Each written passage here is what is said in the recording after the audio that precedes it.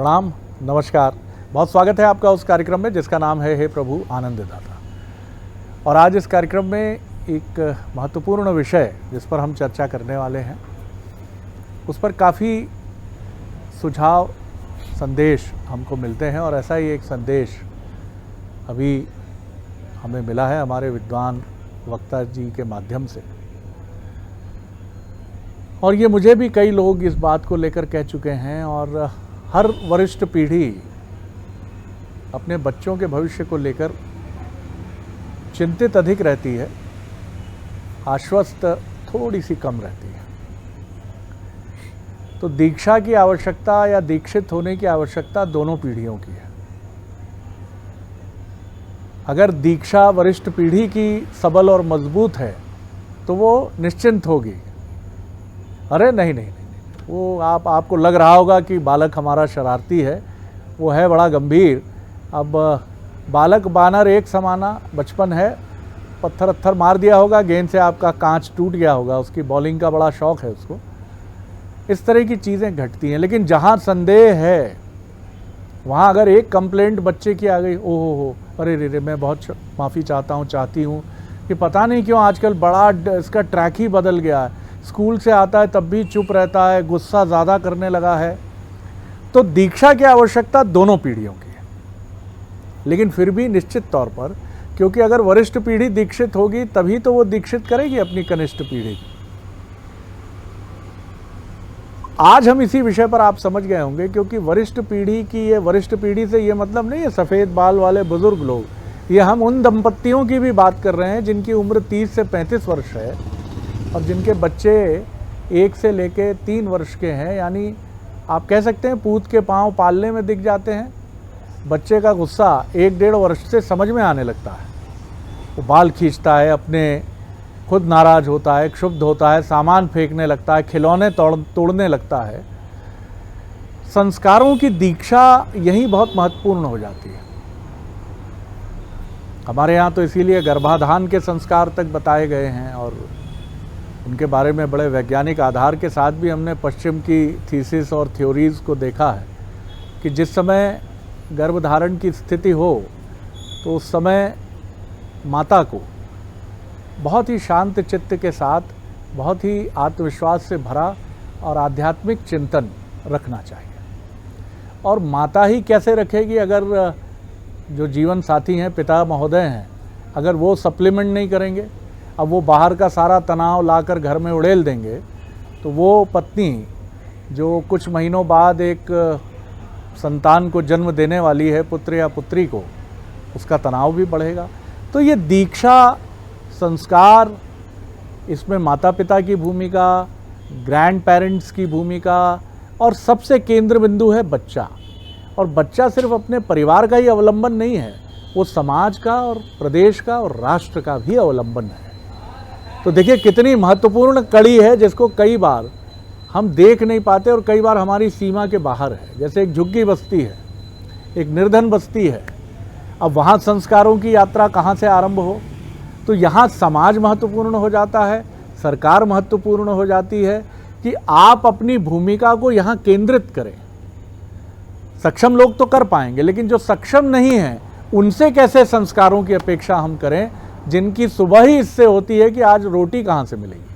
आज इसी बेहद महत्वपूर्ण विषय पर बात करेंगे। कई विचारोत्तेजक प्रश्न हमने अपने विद्वान वक्ता और आप सबके समक्ष रखने का प्रयास किया है। तो मिलिए भगवत गीता के अध्येता, मानस मर्मज्ञ प्रोफेसर डॉक्टर सुरेंद्र बिहारी गोस्वामी जी से। प्रणाम कर रहा हूँ गोस्वामी जी, विषय आपके समक्ष। मैं कहूँ आज का विषय प्रत्येक परिवार के लिए, प्रत्येक गृहस्थ के लिए, प्रत्येक बुद्धिशील सृजनशील व्यक्ति के लिए अमृत की तरह विषय है तो भी शायद कम होगा।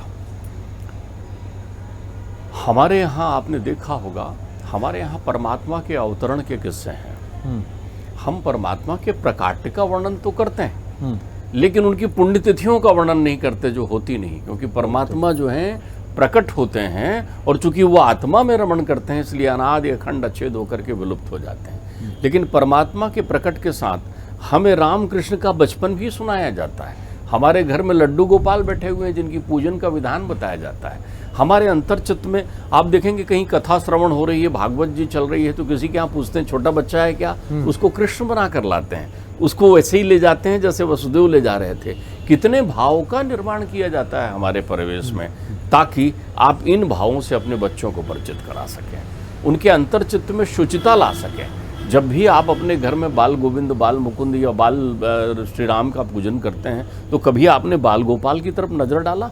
जिस धन के धनार्जन में आप लगे हुए हैं वो वही है जिसे छोड़ जाना है, लेकिन जिसे पकड़ जाना है उस पर आप विरक्त हैं। काम का सृजनशील रूप है पालनहार होना। काम का सृजनशील, आप तो काम रस में थमे हुए हैं, आपके जीवन में काम की ऐसी बहुतायतता है कि वो अलग अलग रूपों में आती है, लेकिन उसका सृजन स्वरूप नहीं है, आप पालनहार नहीं है। आपने देखा होगा बचपन में श्रवण कुमार के किस्से सुनाए जाते थे, बाल भक्तों के किस्से सुनाए जाते थे, भगत सिंह बालपन में क्या सवाल करते थे अपनी महतारी से वो सुनाए जाते थे। ये किस्से हम लोगों ने सुने, लेकिन अब की नई पीढ़ी नहीं सुन रही है जो माता पिता बन रहे हैं। अब की नई पीढ़ी को ध्रुव का किस्सा भी नहीं मालूम, प्रहलाद का किस्सा भी नहीं मालूम। वो एक भौतिकता की अंधी दौड़ में ऐसा दौड़ रहा है, उसे लगता है धन है, सुविधा है तो सब कुछ है। चाणक्य भी इससे बहुत व्यथित थे। चाणक्य जानते थे कि सृजनशील समाज में इनकी समस्या आ जाएगी, तभी चाणक्य ने सूत्र बनाया था, लाल ये तो 5 वर्षाणी 10 वर्षाणी ताड़े प्राप्त 16 वर्षा पुत्र मित्रम आचरेतु। क्यों 5 वर्ष तक लालन पालन करने कहा गया था? अध्यात्म कहता है आपके पुत्र को संस्कार, संस्कृति और परंपराओं में ढालने का सबसे सुंदरतम अवस्था है 8 वर्ष तक। अगर आप ये नहीं कर पाए हैं तो फिर आपको पुनश्चर्या पाठ्यक्रम ग्रहण करना होगा और संघर्ष कर लीजिए अपने पुत्र के साथ। कितने दिन तक? उसके 16 वर्ष होने तक, क्योंकि 16 वर्ष होने के बाद पुत्र को ढालना एक कठिन चुनौती है, संतान को ढालना एक कठिन चुनौती है। तो हमने जो है उसे आधा अधूरा और खोखला रख दिया है। अनंत संभावनाएं हैं उसके पास, अनंत। वो बहुत कुछ बोलना चाहता है आपके साथ, लेकिन आपने सबसे पहले उसकी जुबान बंद करने का प्रयत्न किया। अब आप कहेंगे कि गोस्वामी जी जुबान बंद करने का कैसा प्रयत्न किया? पुत्र को, संतान को, पुत्री को पालनहार करते समय सबसे पहले जब वो तोतली जबान में बोलना शुरू करता है तो अपने परिवेश की भाषा को आत्मसात करता है, अर्थात जो आपकी मातृभाषा में है उसका व्यवहार करिए उसके साथ। हम सबसे बड़ी चूक ये करते हैं कि उस बच्चे को वो सिखाते हैं जो हमारे यहाँ है नहीं। वो आता है बोलते हुए माँ माँ माँ करते, तो आप उससे मम्मी की उम्मीद रखते हैं कि वो मम्मी बोलते क्यों नहीं आ रहा है। उसको खिलौने की जगह टॉय शब्द का उपयोग करते हैं। वो आई बोलना चाह रहा है लेकिन आपको मॉम अच्छा लग रहा है उसके मुंह से। ध्यान रखिएगा, डीएनए है आपका। आपकी संतान की सेवा करते समय ये ध्यान रखा करें कि मुझे अजर अमर अनादि अखंड बनाने के क्रम में ये एक स्वरूप लेगा।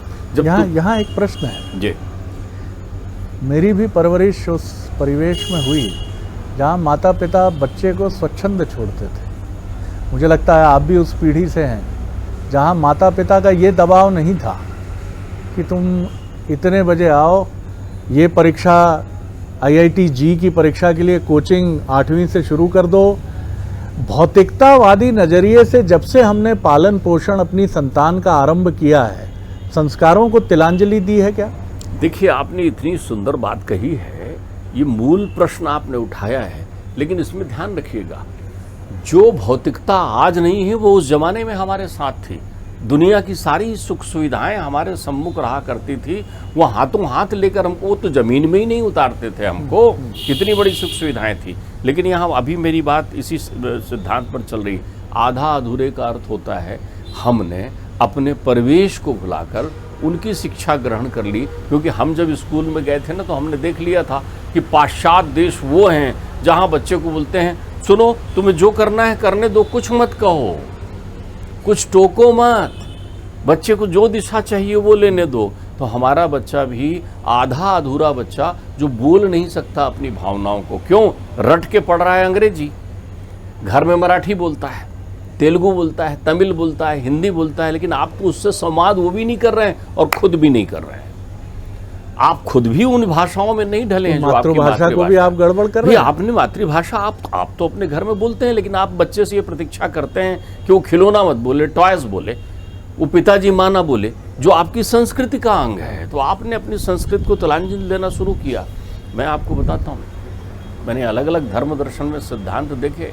आप इस बात पर बिल्कुल अनुशासित हो जाइए, 5 वर्ष का बालक हो गया है तो आप अपने संस्कार और परंपराओं से उसको अच्छे से भिन्न करे आइए।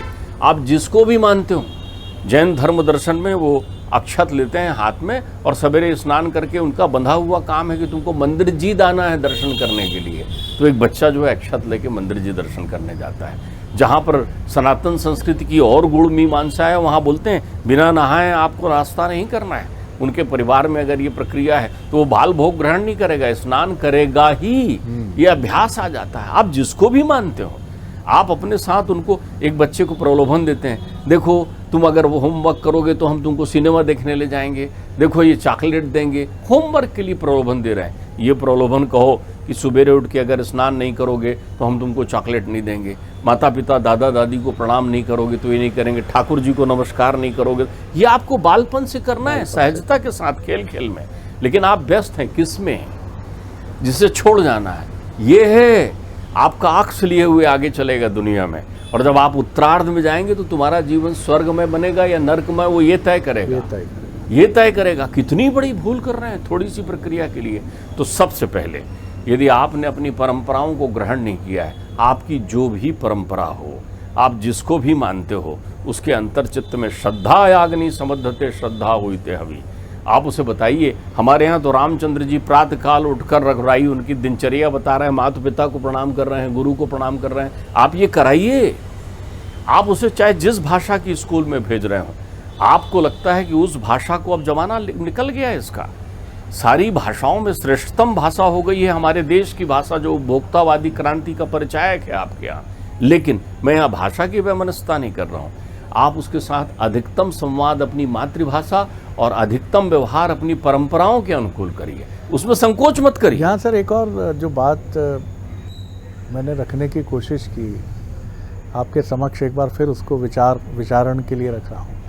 एक बहुत समृद्ध बिजनेस परिवार में मेरी चर्चा जब हुई कि परिवार के 4 या 5 युवा सदस्यों को, बेटे और बेटियों को अमेरिका अध्ययन के लिए भेजा गया, तो मैंने देखा कि वो हर त्यौहार पर अमेरिका से अपने घर आते थे, चाहे छोटा सा भी पर्व क्यों ना हो। चूँकि परिवार समृद्ध है, आने जाने का किराया उनके लिए चिंता और चिंतन का विषय नहीं है। मैंने उससे परे प्रश्न किया। मैंने कहा बच्चों को जेट लैग होता होगा, आते हैं, छुट्टी कम मिलती है और तुरंत फिर यहाँ आकर दिवाली, होली, रक्षाबंधन ये सब करके तुरंत निकल जाते हैं। तो उन्होंने जो उत्तर दिया, उन्होंने कहा हमने उनको सिर्फ एक्सपोजर के लिए, अनुभव के लिए यूरोप भेजा है। अपने भारत को भूल जाएं, दिवाली पर दिए जलाना भूल जाएं, होली पर रंग लगाना भूल जाएं, रक्षाबंधन पर कलाई सूनी रहे, इसके लिए नहीं भेजा है। तो पहले संस्कारों की दीक्षा माता पिता की हो। देखिए, हमारे यहाँ ये भी बचपन से सिखाया जाता है, पहली गुरु प्रथम गुरु माँ, प्रथम गुरु माँ। इसलिए कहा जाता है कि एक पूरे परिवार की सूत्रधार माँ होती है। ध्यान रखिएगा, हमारी जिद जब पूरी नहीं होती थी तो हम माँ के पास जाते थे। माँ ही वो शक्ति थी जो पिताजी को मना लेती थी कि ऐसा करने दो बच्चे को, और हम कर लिया करते थे। तो आज माँ के लिए ये दायित्व इसलिए दिया गया है कि आप स्वयं जागृत होकर ये प्रेरित करें कि आपके परिवार में आपके परंपरा और कुल के हिसाब से उन संस्कारों का पालन हो रहा है कि नहीं हो रहा है, इनको देखें। आपने एक बहुत अच्छी बात कही, जिनके बच्चे बच्चियां बड़े होकर नौकरी में बाहर निकलते हैं, देखो वो तो चूक आपने कर दी। अब एक विचित्र संकोच आपने ले लिया, आप अपनी मित्रता खत्म कर देते हैं। प्राप्त 16 वर्षा पुत्र मित्रम आचरेतु। आप तो भारतीय संस्कृति में रहिए ना। बेटे से ये पूछिए, क्यों बेटा तनख्वाह मिल गई क्या? पूछिए तो, बेचारे को पहली बार वो धन पैसा मिला है, बैंक में पड़ा हुआ है, वो उन पैसों का क्या उपयोग कर रहा है, पूछिए आप। मैं कह रहा हूँ जरूर पूछिए। और उसको, अब तो लोग कहते हैं ऐसा कैसा किसी की तनख्वाह पूछेंगे, क्यों? किसी का क्या हो गया? तुम्हारे हृदय का टुकड़ा है, तुम्हें धन थोड़ी चाहिए उससे, लेकिन तुम्हें पूछना है पैसा मिला क्या, क्या किया बेटा, कहाँ खर्च कर रहे हो, क्या कर रहे हो। दूसरा, आप तो पूरा ध्यान बच्चे का जन्मदिन मनाने में लगा देते हैं। ठाट लीजिए, जैसे ही बच्चा बड़ा हो अपना जन्मदिन मनवाइए। बच्चे से कहिए इस तारीख को आना होगा, दादाजी का जन्मदिन है, दादी का जन्मदिन है, ओ माँ मुझे छुट्टी नहीं मिलेगी, जो हो भैया नौकरी छोड़ना है तो छोड़ दे लेकिन आना पड़ेगा। ये आबद्धता का आवरण तो दीजिए, तो उसको अनिवार्यता मिलेगी, वो घर से जुड़ेगा। आप तो कहते हैं नहीं नहीं नहीं नहीं मत आना। अरे दादाजी शांत हो गए हैं, पुत्र वहाँ बेचैन है, आप पोता वो बोल रहा है माँ मैं फ्लाइट की टिकट देखा, अरे नहीं नहीं बेटा यहाँ हम लोग हैं, सब संभाल लेंगे, तेरी नौकरी को नुकसान ना हो। कौन सा संस्कार दे रहे हैं आप, कौन सी प्रक्रियाएं कर रहे हैं। एक कितनी सुंदर कथा है, कई समय से चली आ रही है कि एक दादाजी जिसके प्रति जो है उनके पुत्र और उनकी बहू प्रतिलोम विचारधारा रखती थी, अकेले थे, जीवन में वृद्ध हो गए थे, तो उनके लिए उन्होंने एक मिट्टी का बर्तन ला के रख दिया था कि सुनो इसी में खाना मिलेगा और धो के रख दिया करो। अब वो भी मोहाशक्ति में बंधे हुए थे, उन्होंने तो अपनी परंपराओं का परिचय नहीं दिया था, पुत्र ऐसा तैयार कर लिया था, लेकिन उनका पोता उनसे प्रेम करता था। तो एक दिन ऐसा हुआ कि पोते का हाथ लगने से उनका वो मिट्टी का बर्तन गिरकर टूट गया। अब पोता बहुत जोर जोर से रोने लगा। माता पिता ने कहा कोई बात नहीं, मिट्टी का था, एक दूसरा ला देंगे मिट्टी का बर्तन। बोले नहीं नहीं नहीं मुझे तो वही पात्र चाहिए था। बोले क्यों? बोले मैं ये सोच रहा हूँ कि जब आप बुजुर्ग हो जाते तो आपके काम आता हो, जब आप बुजुर्ग हो जाते तो आपके काम आता हो। तो आप कौन सा संस्कार अपने को बच्चे को दे रहे हैं, वो अबोध है, वो निर्मल है, वो नहीं जानता। आपने देखा कि बगल वाले के यहाँ के लोग उस पाश्चात्य माध्यम की शैली के महाविद्यालय स्कूल में जा रहे हैं, तो आपने भी भेज दिया, बहुत अच्छी बात है, मेरे को शिक्षा के ढंग पर कोई चिंतन नहीं करना है। लेकिन जब वो लौट कर आता है तो माँ बोलता है क्या, आई बोलता है क्या, अम्मा बोलता है क्या? लौट के आने के बाद उसको चरण वंदन करने, आप कहेंगे छोटे से बच्चे से मैं कैसा पैर पड़ना सिखा दूं, कमाल है। या आप उसको संस्कार सिखा रहे हैं आदर करने का। हर संस्कार में जो झुकेगा तो बढ़ेगा, नहीं झुकेगा तो गिर जाएगा। वो उसके पास लोच होना चाहिए उसके जीवन में। अहंकार के त्याग का सबसे सुंदर स्वरूप समर्पण आप बच्चे को बचपन में ही सिखा रहे हैं। आप उनको उन सारी सुविधाओं के साथ, क्या आपकी मित्रता है, क्या आपकी बिटिया से आपकी मित्रता है? अगर आपका बेटा उठकर मोबाइल लेकर के बाहर जा रहा है फ़ोन करने आपके बीच में से, और आप कह रहे हैं नहीं नहीं किसी का फ़ोन आया होगा, वो उसका पर्सनल है, तो समझ लीजिए उसकी पात्रता नहीं है पर्सनल की, पाश्चात्य नहीं है, ये भारतीय सनातन संस्कृति है, जहाँ पर गौतम गांधी, विवेकानंद, आचार्य इत्यादि का जन्म हुआ है, वो संस्कृति है। तुम नहीं गए थे बाहर पाश्चात्य पढ़ने के लिए, तुम्हारे दादाजी नहीं गए थे, ये आधा अधूरा क्यों बना रहे हो उसको? वो आपके पास सामने बैठकर फोन में बात करे, छुप कर कोई बात कर रहा है, डिस्टर्ब नहीं करो, मेरे पास नहीं आओ, ये डिफरेंस कैसे बना लिया आपने? यही संताप का कारण है। आप घुट रहे हैं रोजीना, लेकिन आपने एक होनहार बिरवान के होत सीखने पात, जब वो सुंदर चलना शुरू किया था, मैंने तो देखा, एक मैं बहुत बड़े व्यक्ति के घर गया, जब उस व्यक्ति के यहाँ गया तो एक बच्चा जो चल रहा था धीरे धीरे चलते आने लगा, तो वो नौकर बोला नहीं नहीं ज़मीन में नहीं चलो, बोले ज़मीन में नहीं, उसको ले आओ।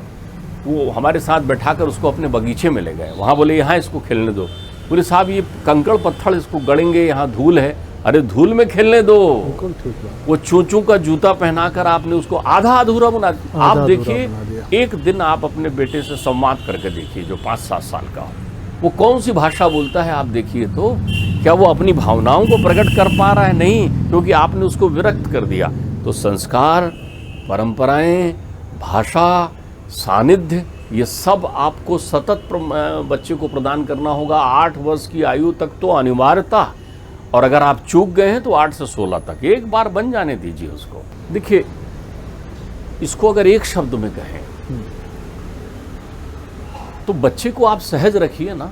वो लोग सहज रख रहे हैं ना, सहज रखिए। तो असहज किसने बनाया बच्चे को? ठीक बात, माता पिता। देखिए, उसको सहज रखिए। सहज रखने का अर्थ होता है, इधर तो आप कह रहे हैं छोटा बच्चा कहाँ से समझदार होगा, तो सहज रखने का अर्थ होता है उसको सिखाइए, समझाइए, बताइए और उसको अपने सानिध्य प्रदान करिए। तो जितना आप बच्चे को सहज रखेंगे उतना वो सहजता के साथ जीवन का विकास करेगा। इसकी कहानी है, मुझे लगता है 100 वर्ष का अंतराल हो गया होगा उसको। हामिद का चिमटा। एक गांव का परिवेश का बच्चा जिसकी दादी की उंगलियां रोटी सेकते समय चिमटा ना होने से जल जाती हैं, और वो 20 पैसे अपनी मेहनत से ढूंढ के मेला देखने के लिए उसको देती हैं, और गांव के धनाढ्य, मध्यम वर्गीय, निम्न वर्गीय बच्चों के साथ एक छोटा सा 7-8 वर्ष का बालक मेला देखने जाता है। वहाँ तिलहिया जलेबी है, वहाँ सर हिलाने वाला राजा है, गुब्बारे हैं, खाने पीने के लिए चटपटी चाट है, हर जगह वो ललचाता है, ठिठकता है। लेकिन दादी ने ऐसे संस्कार दिए हैं, क्योंकि माँ बाप नहीं है, लेकिन दादी ने संस्कारों की थाती से पाला है। तो हामिद न सिर्फ रुकता है और 20 पैसे में चिमटा लेता है और कहता है तुम्हारे राजा को एक पड़ेगा ना, टूट के बिखर जाएगा, कि तुम्हारी रानी इसके आगे कहीं नहीं लगती। और थोड़ी देर में गांव के सारे बच्चे उस चिमटे पर मुग्ध हो जाते हैं। धन्य है प्रेमचंद जी, अद्भुत हैं आप, और अद्भुत है वो कथा का सार जो ये बताता है कि अगर आप ऐसे संस्कार देंगे तो सिलिकॉन वैली का आपका बच्चा आपकी एक उंगली जलने की खबर सुनकर चार्टर्ड फ्लाइट लेके घर आएगा सर, 10 लाख रुपए खर्च करके, और आप मुग्ध होकर देखते रहेंगे कि वाह हामिद, चिमटा ले आए बेटा मेरे लिए। इसमें एक और तथ्य जोड़कर मैं इसको विराम देना चाहूँगा कि आपका संकोच भी बच्चों के विकास में बाधक होता है। आप बच्चे को अपने साधन के लिए उपयोग करने में तो संकोच नहीं करते। जब कहते हैं सुन के आओ वो क्या कह रही हैं या वो क्या कह रहा है, उसको पूर्वग्रही बनाने में आप संकोच नहीं करते। लेकिन जब बच्चे का हित होता है तो संकोच करते हैं। आज के ज़माने में एक माता पिता को अपनी संतान, पुत्र पुत्री से ये पूछने में संकोच है कि बेटा तुम्हारा विवाह कब करने का चिंतन है। सही है। तो आप अपने संकोच के दायरे को, और आपका संकोच आप में संस्कार और परंपरा का अभाव बता रहा है, ये आप अपने बच्चे में ना रहने दीजिए, उसे पुष्ट बनाइए। क्योंकि भारतीय संस्कृति और संस्कार से बढ़कर इस समय पूरी दुनिया में कोई नहीं। निखालिस तरीके से पालिए बच्चे को, उससे नेह का बंधन रखिए, उसको किसी प्रोडक्ट की तरह मत रखिए, किसी उत्पाद की तरह मत रखिए, किसी ऐसी वस्तु की तरह मत रखिए कि जिसको आप प्रदर्शन की वस्तु बना दें। कि वो 6 साल की उम्र में सारे गामा पा में गाने भी चला गया, 11 साल की उम्र में वो निशानेबाजी में गोल्ड मेडल ले आया, 14 साल की उम्र में रणजी खेलने के मुहाने पर खड़ा होने की तैयारी कर रहा है।